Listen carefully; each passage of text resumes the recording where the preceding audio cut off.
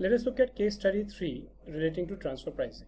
Now this is a small concept but very important because anything that you do under the transfer pricing actually stems from one small thing which we are going to look at in this case study.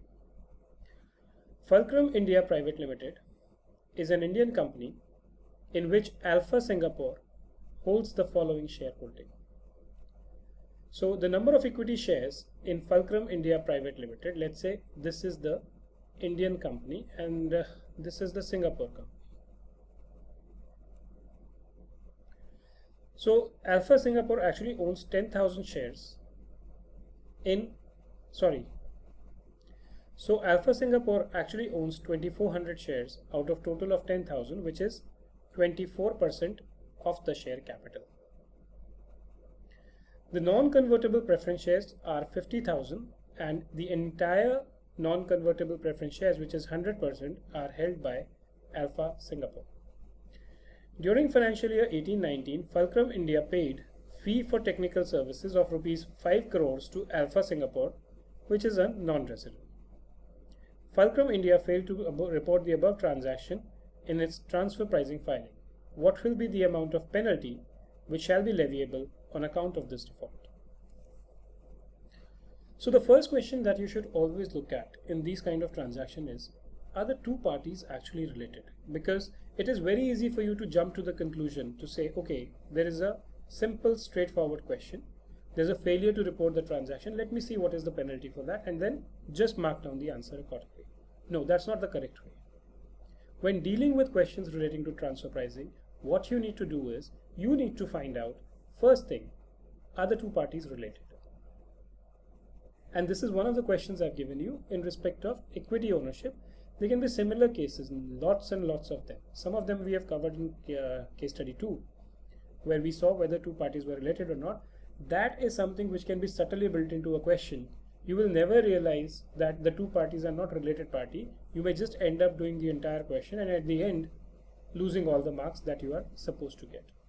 So first thing first, check whether the two parties are related. In this case, because Alpha Singapore does not own 26% or more equity share capital of Fulcrum India, the two will not be related party. It doesn't matter whether they own 100% non-convertible preference shares. What is relevant is what is the extent of equity ownership. If that ownership is not there, nothing else matters. Because if the two are not related party, then the transaction is not required to be reported for transfer pricing purposes. When it is not required to be reported for transfer pricing purposes, then there cannot be a failure. And if there is no failure, there is no question of penalty. So logically, the way you have to answer this question is, first, you say we need to identify whether the two are related or not.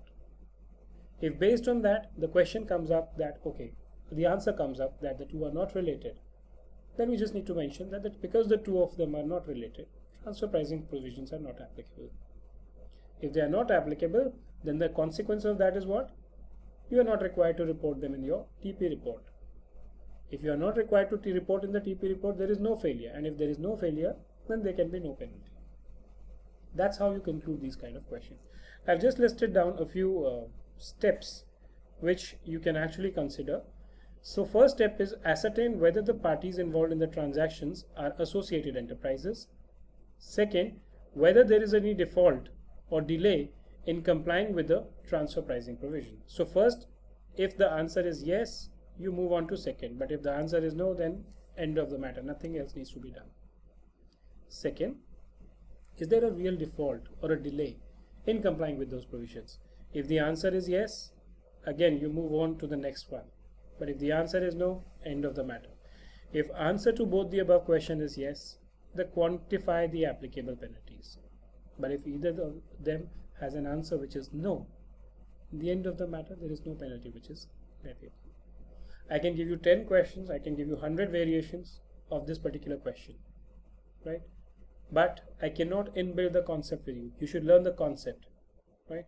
What I have seen with students is they are more into just mugging up concepts, not concept, mugging up actually the law. And I don't blame you also to a large extent, because there are limited options available for you to understand something. And given the large syllabus, at times what your option which you have is just to, okay, I'm not able to get it practically, let me just see what I'm getting, just learn it up, and then when it comes in the examination I'll figure it out. No, examination is the last point when you should be thinking about it. So if you can clarify, build this as a sequence in your mind, that when I get a question on transfer pricing, the first thing I need to do is what? Identify if the two parties are related. If they are related, what if there is a default, or what if there is no default, and then quantify the penalty part. If you know this concept, doesn't matter what questions come to you, doesn't matter how difficult it is, you can still achieve it. Now let's move on to the next case study.